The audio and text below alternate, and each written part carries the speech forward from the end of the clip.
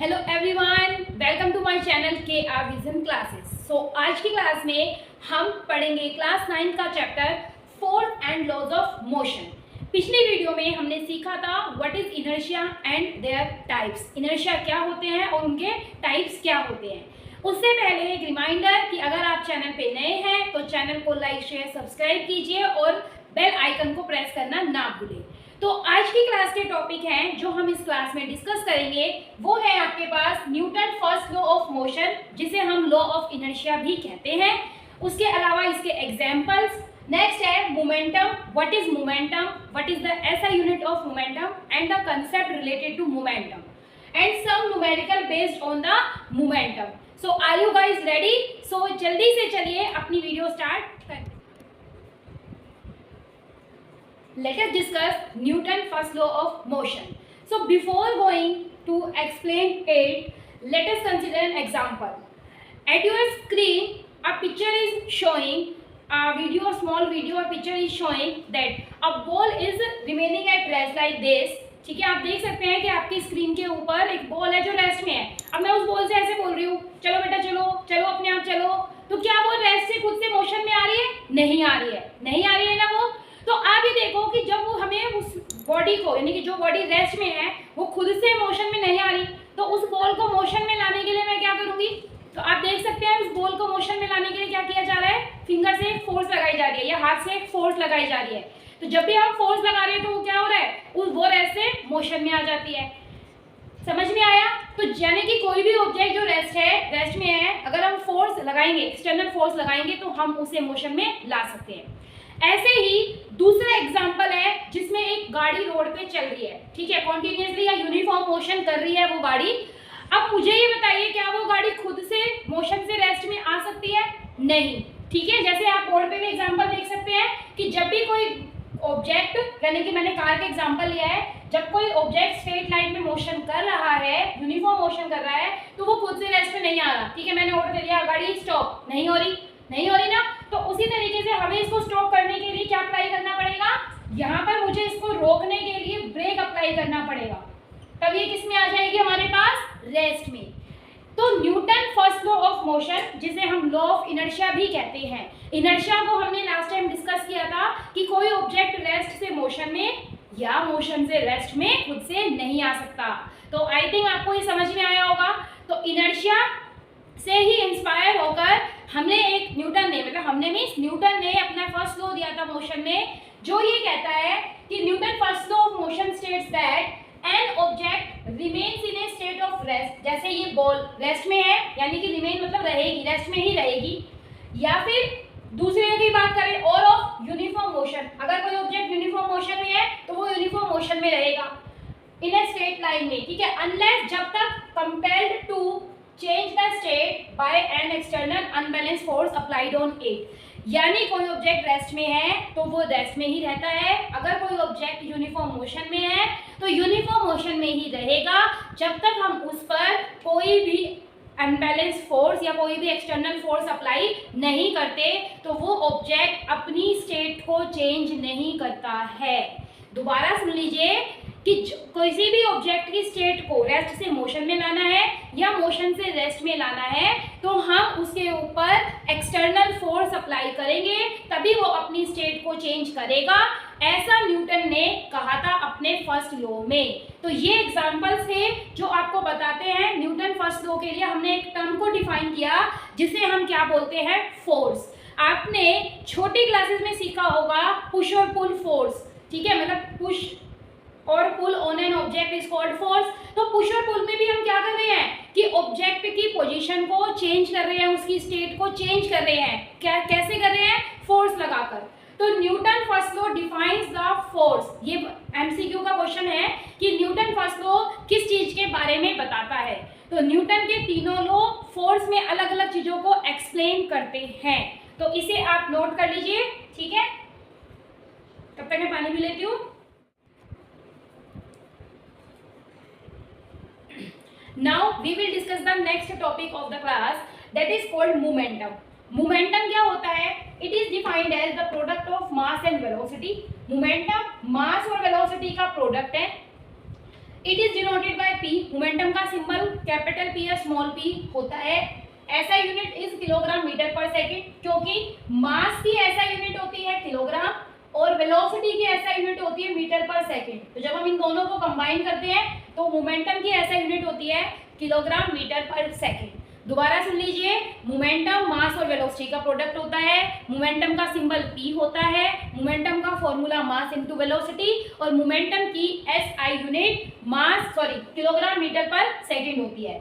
उसके अलावा देखो इसका डायमेंशन फॉर्मूला जो होता है हमारे पास, एक ऐसी टर्मिनोलॉजी होती है जिसमें हम फंडामेंटल क्वांटिटी की टर्म्स के अंदर उनकी यूनिट्स को रिप्रेजेंट करते हैं। जैसे मास, ठीक है, आपके पास लेंथ और टाइम, तो m1 l1 t-1 इसका डायमेंशन फॉर्मूला है। और मोमेंटम जो है आपने देखा भी होगा, मैंने वेक्टर यूज किया है इसमें, ये एक वेक्टर क्वांटिटी है, यानी इसके पास, क्योंकि वेलोसिटी एक वेक्टर क्वांटिटी है तो इसके पास क्या है, मैग्नीट्यूड और डायरेक्शन दोनों होते हैं। तो मोमेंटम से रिलेटेड ये छोटी छोटी टर्म्स आपको याद रखनी है। जैसे MCQs है, फिल इन द ब्लैंक्स है, या 2 मार्क्स के क्वेश्चन में भी ये चीज आ जाती है पेपर के अंदर।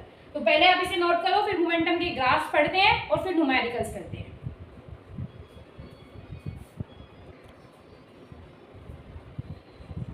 Late us discuss some important terms, मतलब कि कुछ रिलेशनशिप्स है जो ग्राफ को रिप्रेजेंट करने में आपको हेल्प करती है। जैसे देखो, अगर हमारे पास, हम थोड़ी देर के लिए मान ले 2 ऑब्जेक्ट है, जैसे कार और एक ट्रक है, मान लो थोड़ी देर दोनों उनकी वेलोसिटी क्या है, हमने कांस्टेंट कर दी, तो मोमेंटम जो होगा वो मास के डायरेक्टली प्रोपोर्शनल होगा। यानी कि अगर मास को आप डबल करते हो तो मोमेंटम भी डबल हो जाएगा, अगर मास को हाफ करते हो तो मोमेंटम भी हाफ होगा। तो जब भी कोई 2 फिजिकल क्वांटिटी हमारे पास क्या होती है, 2 फिजिकल क्वांटिटी बेटा डायरेक्टली प्रोपोर्शनल होती है, तो उनके बीच में बनने वाला ग्राफ हमेशा स्ट्रेट लाइन होता है। ठीक है, तो यानी कि मोमेंटम और मास के बीच में बनने वाला ग्राफ यहाँ पर क्या होगा, स्ट्रेट लाइन ग्राफ होगा, क्योंकि दोनों क्वांटिटी क्या है, डायरेक्टली प्रोपोर्शनल। उसके अलावा मोमेंटम के लिए अगर हम देखें, मास को कांस्टेंट कर देते हैं अब हम, ठीक है, 2 कार ले ली सेम मास की हमने, लेकिन दोनों की वेलोसिटी अलग अलग है, 80 की स्पीड से चल रही है और एक 40 की स्पीड से चल रही है, तो आपके पास मोमेंटम जो होगा वो वेलोसिटी के डायरेक्टली प्रोपोर्शनल होगा। फिर से इनके बीच का जो ग्राफ बनेगा वो कैसा बनेगा, स्ट्रेट लाइन ग्राफ बनेगा। तो ये दोनों ग्राफ आपको याद रखने हैं, ये दोनों कंडीशन मोमेंटम के लिए जरूरी है। तो मोमेंटम क्या है, मास और वेलोसिटी का प्रोडक्ट है, किलोग्राम मीटर पर सेकेंड इसकी ऐसा यूनिट है, m1 l1 t-1 इसका डायमेंशन फॉर्मूला है, ये एक वेक्टर क्वांटिटी है, और ये 2 ग्राफ्स इसके बीच में मिलेंगे। चलिए अब मैं आपको इसमें बेसिकली 3 से 4 न्यूमेरिकल्स कराती हूँ।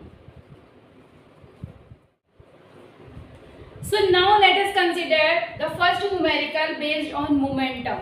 So numerical क्या है कि which is having a higher value of momentum. इनमें से मतलब 2 चीजें हैं, उनमें से ये बताना है किसमें मोमेंटम की वैल्यू हाई होगी। क्या दे रखा है, एक बुलेट दे रखी है जिसका मास 10 ग्राम है, जिसकी वेलोसिटी 400 मीटर पर सेकेंड है। उसके अलावा एक बॉल दे रखी है जिसका मास 400 ग्राम है और वेलोसिटी है 90 किलोमीटर पर आवर।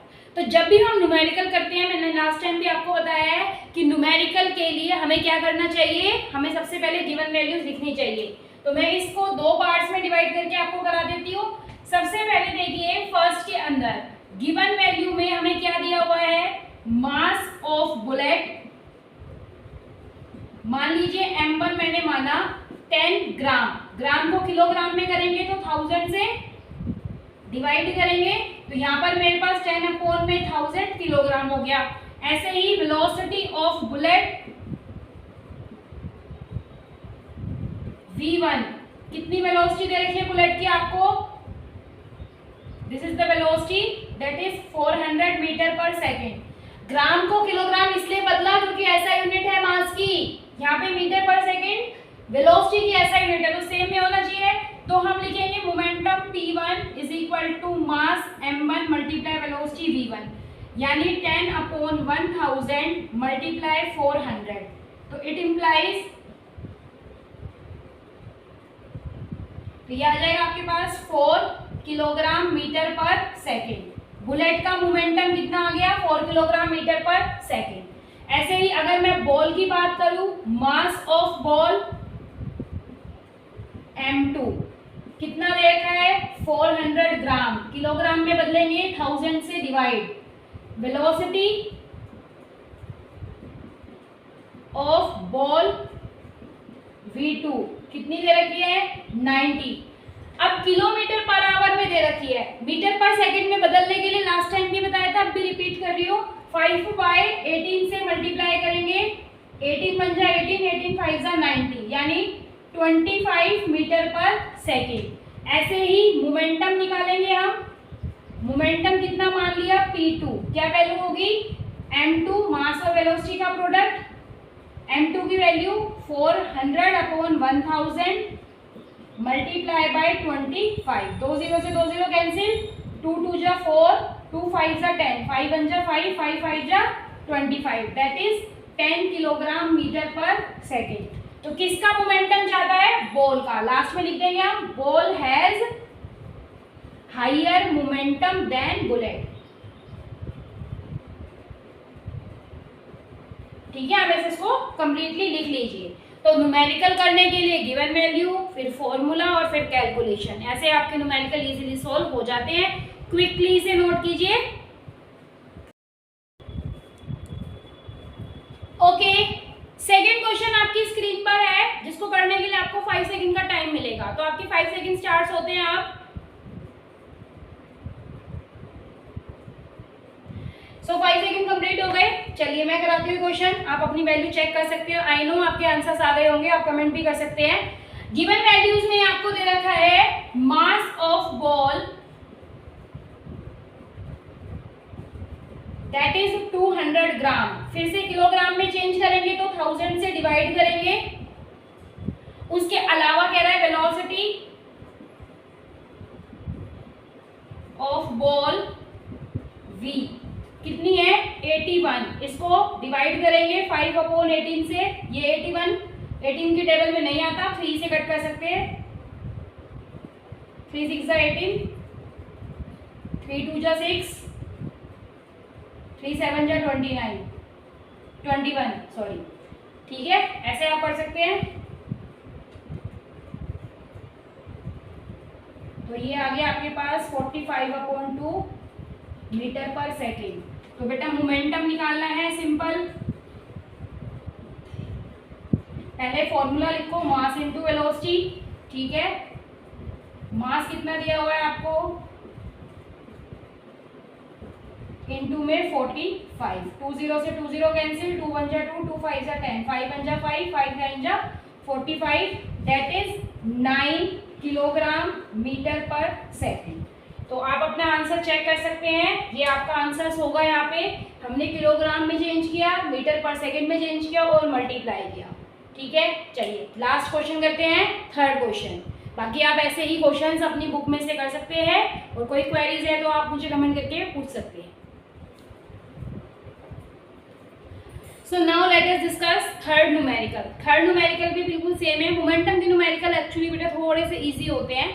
चलिए देखो, इसके अंदर गिवन वैल्यूज क्या दे रखी है। सॉल्यूशन अगर हम इसका करेंगे, गिवन वैल्यूज में वेलोसिटी निकालनी है, तो जो वैल्यू आपको निकालनी है उसको ऐसे लिखकर क्वेश्चन मार्क कर लो। मास दे रखा है आपको, तो आकार है उसका 250 ग्राम। ग्राम को किलोग्राम में चेंज करेंगे तो 1000 से डिवाइड करेंगे। उसके बाद देखो क्या कह रहे हैं, मोमेंटम दिया हुआ है आपको 0.05 किलोग्राम मीटर पर सेकेंड। हमें पता है मोमेंटम क्या होता है, मास इनटू वेलोसिटी। तो मोमेंटम है 0.05। ठीक है, पॉइंट को हटाया तो 100 से डिवाइड किया। मास दे रखा है आपको 250/1000 इनटू वेलोसिटी निकालनी है। ये मल्टीप्लाई में टर्म इधर आएगी, तो जैसे 1000 डिवाइड में इधर आएगा तो मल्टीप्लाई में है ना, ये डिवाइड में, यानी रेसिप्रोकल हो जाएगी।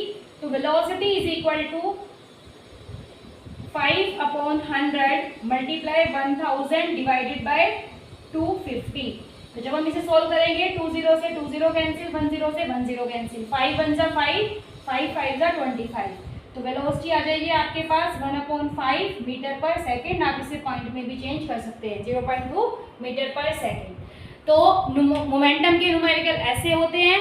आगे भी इस तरह के न्यूमेरिकल्स, फोर्स है या जो भी टॉपिक होंगे उनके न्यूमेरिकल्स भी अलग से कराए जाएंगे और कंटेंट में भी कराए जाएंगे आपको। तो आपको इस तरह के न्यूमेरिकल प्रैक्टिस करने हैं। चैनल को लाइक शेयर सब्सक्राइब कीजिए। नमस्ते।